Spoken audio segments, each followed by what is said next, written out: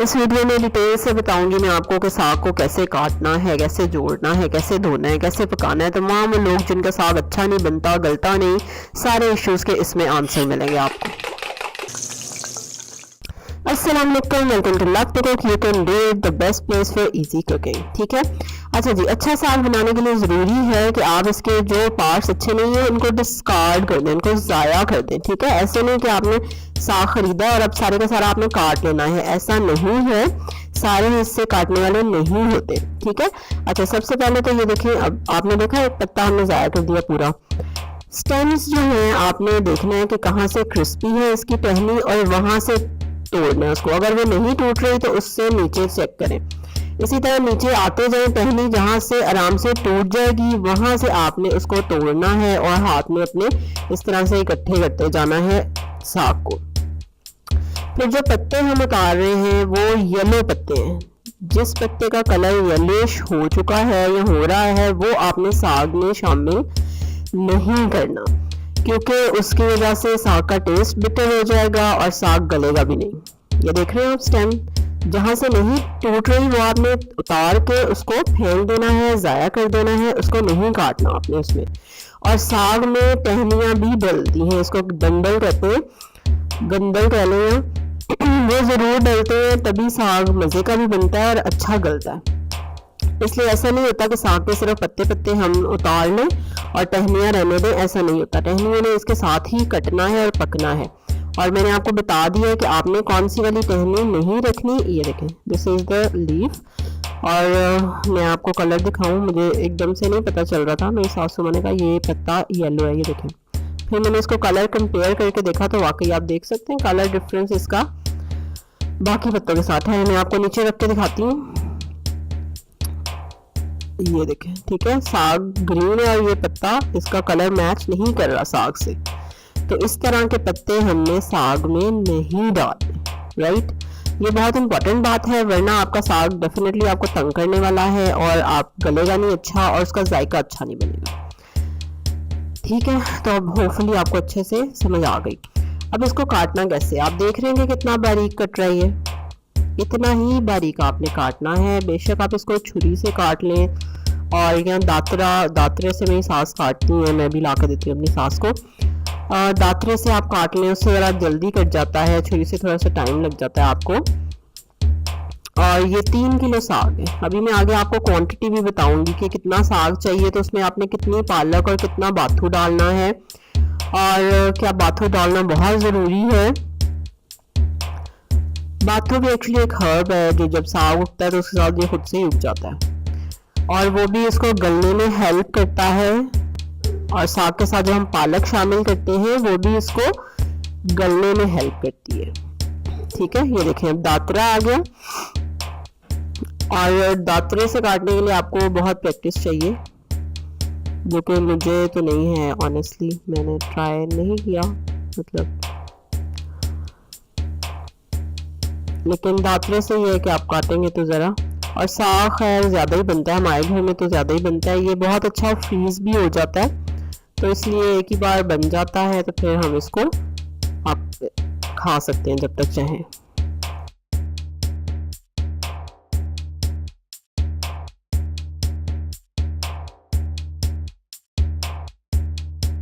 अब ये मैंने दिखा दिया है ताकि जो लोग इंटरेस्टेड हों दातरे से काटने में तो वो भी देख लेंगे किस तरह से दातरे से आपने काटना है।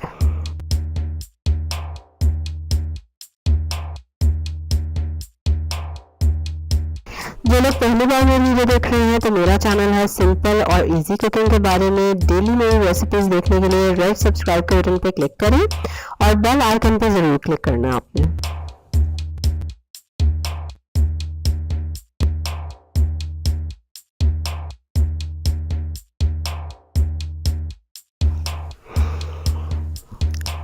अब बारी आ गई पालक की।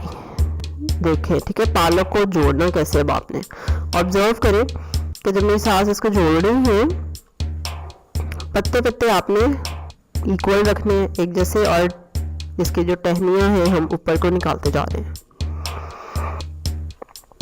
पालक जब हम काटेंगे तो पालक के हम सिर्फ पत्ते डालेंगे, पालक की टहनियाँ नहीं डालेंगे।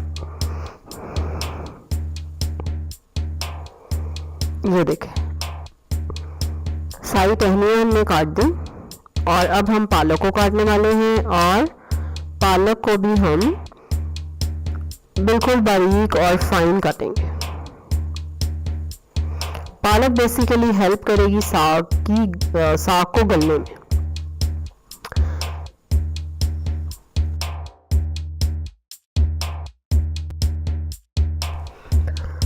ठीक है,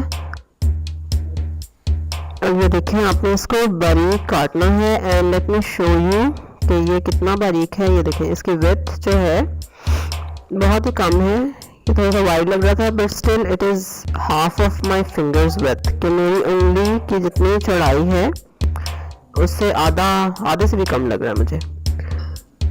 तो ये सारे स्टेप्स हैं जो आपने एक एक चीज़ फॉलो करनी है ताकि एंड रिजल्ट हमारा अच्छा है।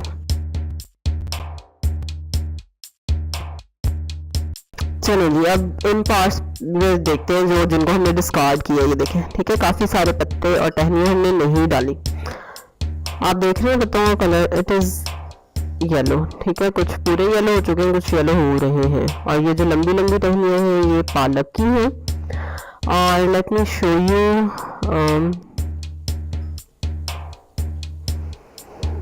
हाँ ये तो पालक की टहनियाँ। खैर ये देखें, कैन यू सी टूट रही है ये? नहीं,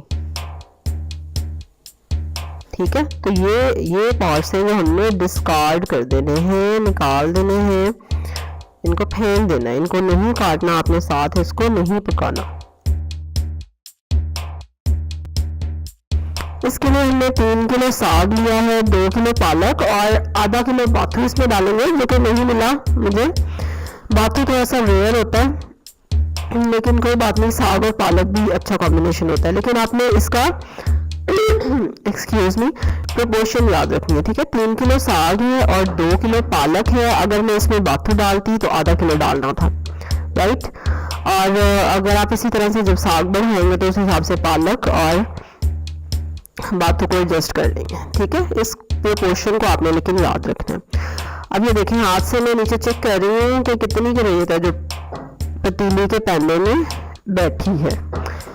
देगची को पानी से भर लेंगे आप, ठीक है, उसमें साग डालेंगे और फिर आप उसको उसमें से निकाल लेंगे। बेशक आप एक और देगची साथ रख लें, उसमें पानी डाल लें और उसमें साग डालते जाएं। पैंदे में आपने हाथ से चेक करते रहना है जब तक रेत ख़त्म हो ना जाए। आपने यही चीज़ रिपीट करते जाना है कि साग को पानी में डालें, फिर निकालें, फिर पानी में डालें, फिर निकालें, ठीक है। अब ये ऊपर से मैं इसको, ताकि छोटे छोटे लीव्स वेस्ट ना हो, हाँ, लेकिन एंड तक नहीं डाला क्योंकि नीचे क्या है, मिट्टी और रेत है। इसको धोना अच्छे से बहुत ज़रूरी है, वरना आप साग पकाएंगे उसमें से किरक आएगी तो वो ऑब्वियसली अच्छी नहीं लगेगी। अब पूरा साग नहीं डला, इस देगची में आधा डला है, उसको डाल के मैंने आधी पतीली पानी भर के रख दिया है। उसको अच्छे से जब उबाल आ गया तो मैंने बाकी का भी साग डाल दिया, ठीक है। और अब आप देख रहे हैं कि देगची में साग पूरा आ चुका है। ये पूरा साग जितना हमने काटा, 3 किलो साग, 2 किलो पालक, अब ये अच्छी तरह से पक रहा है। जब ये इतनी अच्छी तरह से पकने लग जाए तो फिर आंच हल्की कर देनी है और कवर कर देना है। Let it cook for 2 hours, ठीक है। और ये देखें, मैं इसको 2 घंटे बाद चेक करने लगी हूँ और आप देख रहे हैं, ये देखें कितना अच्छा ये गल गया है। और अगर नहीं गलता 2 घंटे में तो फिर आप इसको अभी कुक करने दें, पकने दें, 2 घंटे और मज़ीद पकने दें, ठीक है। लेकिन अगर साग अच्छी क्वालिटी का है, अच्छी तरह आपने बनाया है तो वो जल्दी गल जाएगा। और अगर फ्रेश भी है तो ये भी डिपेंड करेगा कितना फ्रेश है वो साग, ठीक है। अच्छा देखें, अब हमने इसका पानी बिल्कुल हमें खुश्क नहीं करना, अभी इसमें पानी इतना ज़्यादा नहीं है, लेकिन अगर इससे ज़्यादा पानी है और आपका साग गल चुका है तो आप ऊपर से पानी उतार देंगे, ठीक है। और साग को हम घोट लेंगे। हम इंतज़ार नहीं करेंगे कि पानी इसका सूखे या हम आंच तेज़ करके पानी सुखाएं, नहीं, क्योंकि साग में पानी काफ़ी डाल के उसको पकने के लिए रखा था हमने, और ज़्यादा पानी डाल के पकने के लिए रखते हैं, लेकिन ज़रूरी नहीं वो सारा पानी आपने इसमें कंज्यूम भी करना है। आप पानी उतार दें, जब साग गल जाए तो पानी बाकी का उतार लें, उससे साग थोड़ा ठंडा भी हो जाएगा, इसकी तासीर और इसके टेस्ट में कुछ चेंजिंग नहीं आएगी, मतलब अच्छा हो जाएगा टेस्ट। और ये देखें, अब मैंने मदानी ली, एक मदनी होती है वो गोल सी होती है, वो मेरे पास नहीं है तो इसलिए मैं मदानी से इसको आप देख रहे हैं कि मैश कर रही हूँ आपके सामने। और ये मैश होता जा रहा है। जब आपका साग अच्छे से गल गया है तो फिर उसको घोटना और उसका मुलायम बनना कोई इतना बड़ा इशू नहीं है।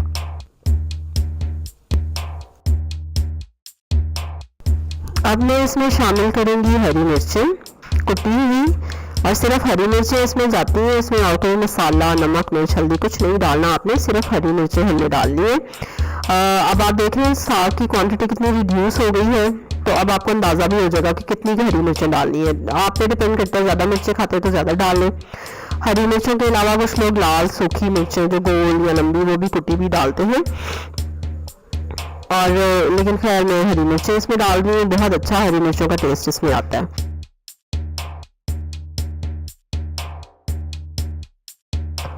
ठीक है, अब मैंने चूल्हा बंद कर दिया है, लेकिन अभी भी इसमें पानी पानी है और इतना पानी आपने रखना है। ठीक है, अब मैं क्या करूँगी, इसमें गंदम का आटा नॉर्मल जो घर पे हम जिससे रोटी बनाते हैं वो 3 टेबलस्पून मैंने डाला है इसमें, इतनी क्वांटिटी में, और दैट्स इट। अब मैं इसको थोड़ा सा और घोटूंगी और थोड़ा सा और ब्लेंड करूँगी चूल्हे पे, बल्कि अभी चूल्हे से उतार के थोड़ा सा इसको ब्लेंड करूँगी।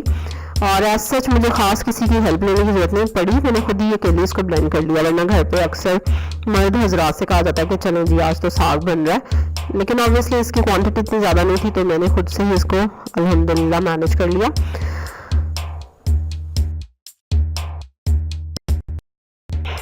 एंड यस, ये देखें कितना अच्छा स्मूथ सा पेस्ट रेडी हो गया है आपका मज़ेदार सा साग। ठीक है, और अब बारी है इसको तड़का लगाने की। तड़का इज़ वेरी इंपॉर्टेंट और हर घर का अपना तड़का होता है। ठीक है, कुछ घरों में अदरक का लगाते हैं तड़का, कुछ घरों में लहसुन का, कुछ घरों में मसाला भून के ज़ीरा डाल के तो ये बिल्कुल, और यकीन करें अगर आप तड़का उनके घर के हिसाब से, उनके हिसाब से नहीं लगाएंगे ना तो उनको साग पसंद नहीं आएगा, इतना ज़्यादा तड़के पे एम्फेसिस होता है।